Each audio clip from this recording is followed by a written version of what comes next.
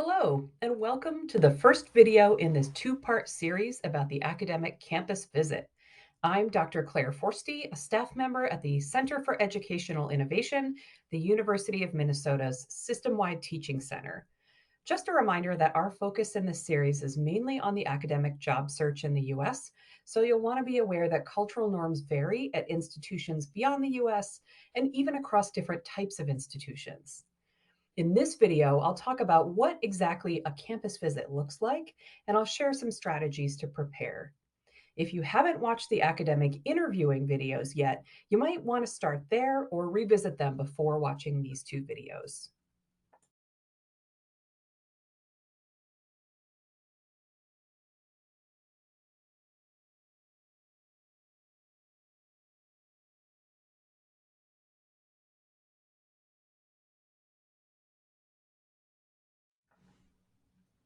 I want to start with a little self assessment. So, some questions to ask yourself are: have you observed someone else's job talk?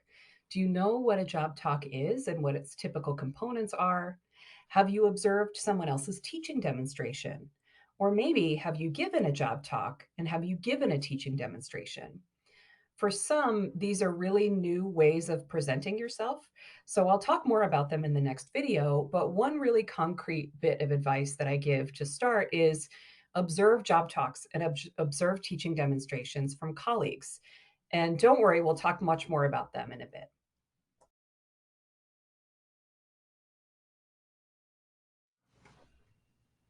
Just like in the academic interview videos, I want to start with a little imagining exercise. Let's imagine that you have had your first round of interviews, maybe second round of academic interviews, and surprise, congratulations, you've been invited for a campus visit. Hopefully, the first thing that you do is to do a little happy dance or find whatever way that works for you to celebrate. Now, what do you do? What is your next step?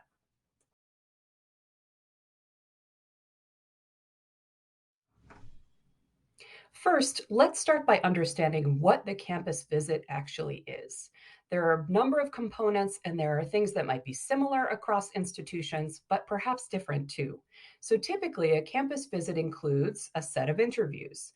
So, usually, an interview with the search committee, sometimes with the department chair, maybe a dean, maybe a provost, students, graduate or undergraduate students, and staff. In addition to interviews, you probably will be asked to give a job talk about your research, a teaching demonstration where you show your teaching skill. Sometimes you're asked to do both, or sometimes you're asked to give a job talk that's a job talk and a teaching demonstration combined, where you're asked to teach your research, for example. You might have a meal, mostly at in person campus visits. I'm not sure if they're being held virtually as well. You'll have lots of in between times, and it's important to understand what to do during those times, both for virtual and in person campus visits. And there might be other components of your campus visit as well. There might be campus tours or tours of the surrounding community. There might be meetings with other people who are interested in being part of the interview process.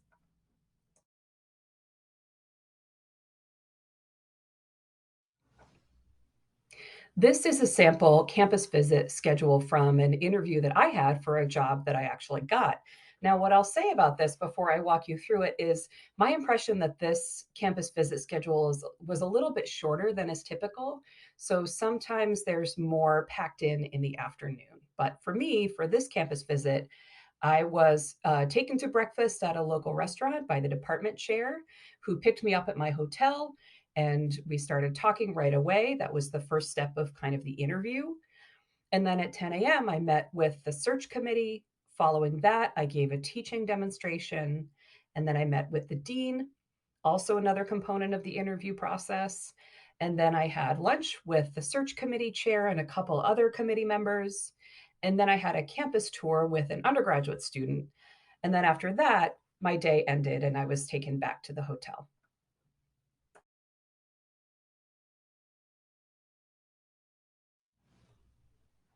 Now, before we get into some detail about the content of the campus visit, let's start with a few basics.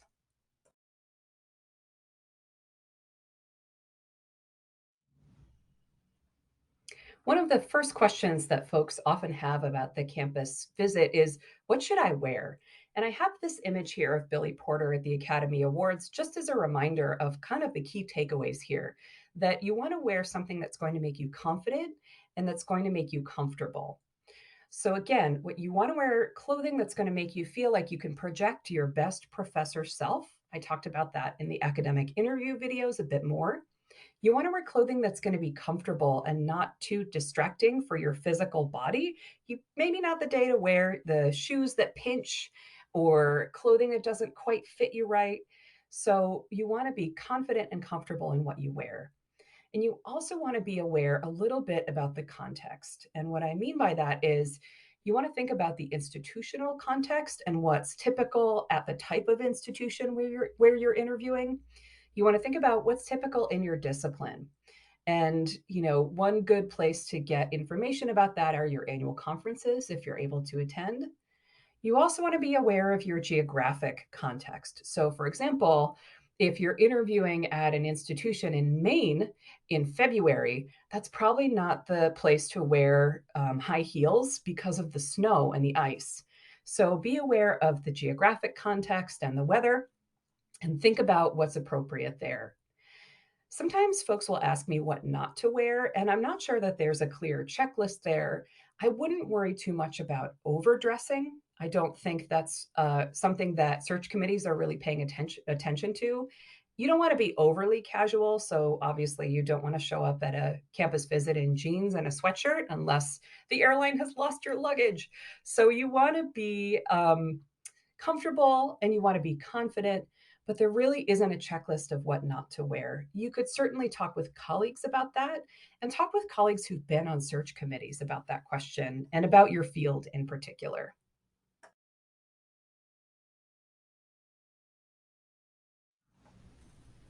Another basic question is, how do I take care of myself when I'm on a campus visit? So, how do I make sure that I have adequate nutrition? How do I make sure that I take adequate rest? And so, some suggestions related to food are to pack some energy or granola bars. If for some reason you find yourself talking through a meal, that way you have something as a backup to keep energized. Make sure that you do eat though. So it's important to not feel completely exhausted at the end of the day, and food will be an important part of that. When you're ordering food from a menu, the advice I've seen and what I've done is to keep the food you order fairly simple and easy to eat. If it's food that you know you're going to spill on your shirt, maybe see if you can choose something, if you have the ability, that's a little bit easier to eat. Obviously, share allergies or share any food restrictions you have before you travel to your campus visit. So, if folks are choosing a restaurant, they have those in mind. And there are mixed opinions about whether you should drink alcohol or not drink. I think hopefully folks know not to drink to excess, but you're certainly not required to drink alcohol. There are many reasons why folks don't, and that's completely legitimate. So think for yourself about what will be the best choice in that context, whether if you have the opportunity to drink, whether you want to. And again, no drinking to excess.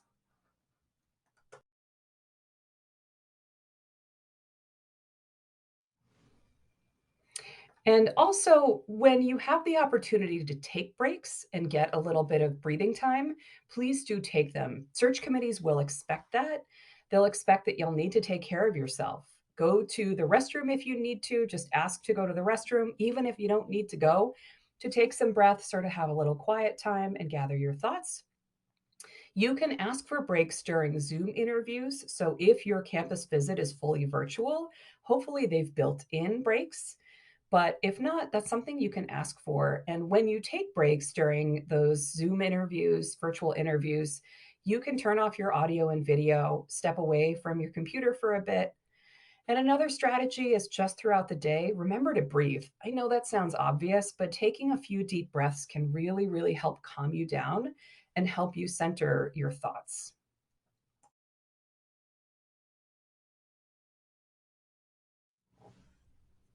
Okay, now that we've got the basics taken care of, what work do you need to do to prepare for the campus visit? So, as in the academic interview videos, I had a number of suggestions there about how to do your research. but it can help to know a little bit about who you'll be meeting with and what their priorities are.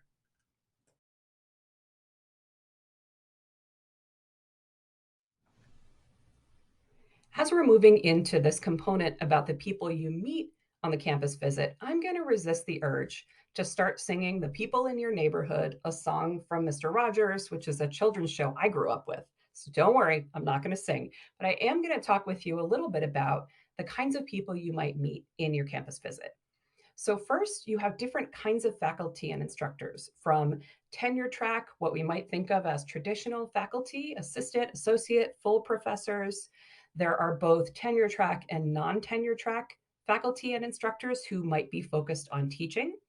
And then you might have contract or adjunct faculty and instructors who teach maybe one class or two classes, or who have responsibilities outside of instruction.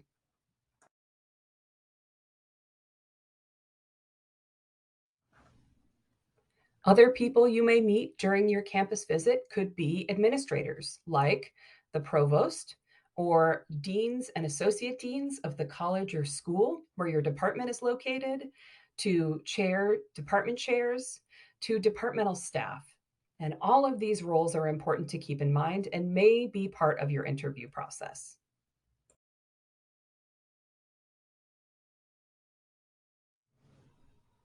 And finally, you might meet with students. So you might meet undergraduate majors or non majors. One institution where I worked, my department had no majors. So the undergraduate students I met with were not majors and couldn't be. So it's important to unpack your assumptions a bit about who the students you might be meeting with are. You also might, depending on the type of institution, meet with graduate students at a master's level or at a PhD level. And again, be aware of different interests for these different groups of students.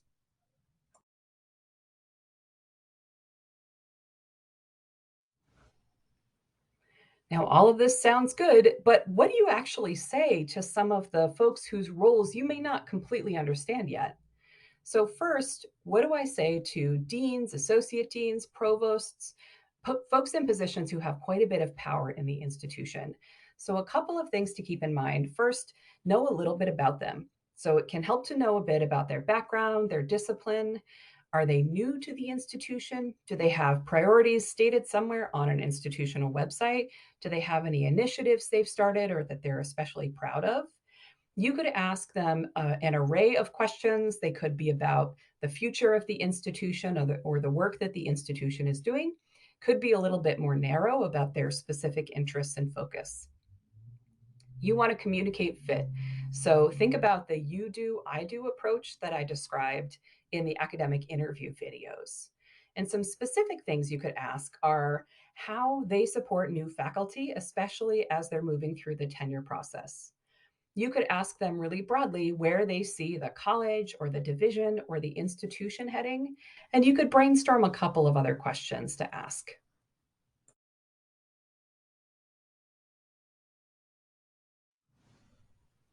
And lastly, what do I say to students?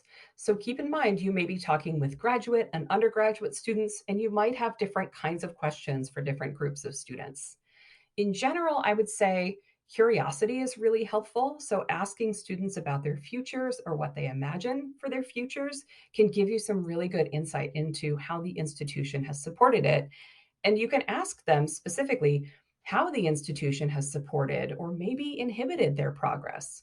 This is one of the best ways to solicit an honest answer about students' experiences in the institution. Students may also have questions for you. So you might want to do a little bit of preparation to answer their questions. For example, you can identify some ways you've worked with students on research or how you support student success in your teaching.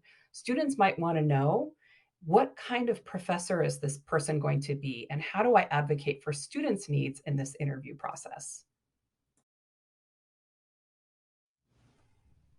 In the next video, I'll share more about job talks, teaching demos, and a few tough questions like, how do you balance being authentic, authentically who you are, and being professional?